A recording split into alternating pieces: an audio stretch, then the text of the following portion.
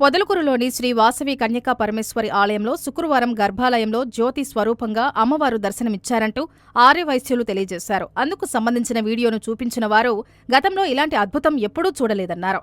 అమ్మవారు తన కరుణను జ్యోతి రూపంలో చూపించారని చెప్పారు. ఈ దృశ్యంతో అమ్మవారిపై తమ భక్తి మరింత పెరిగిందని చెప్పారు.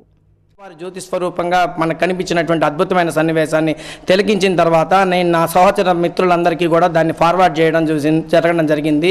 వారందరూ కూడా మేము నిన్న గమనించలేదు, వీడియోలో అమ్మవారి స్వరూపం జ్యోతి స్వరూపంగా అద్భుతంగా కనిపిస్తుంది.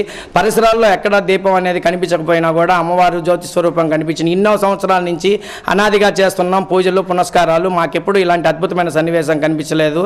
అమ్మవారు ఆమె యొక్క పూజలకి సంతోషించి నిన్న వచ్చినటువంటి భక్తుల యొక్క ఆమె నిజమైన భక్తులు ఎవరో వచ్చారేమో, అందువల్ల ఆమె జ్యోతి స్వరూపంగా కనిపించిందని భక్తులందరూ ముచ్చటించుకుంటున్నారు.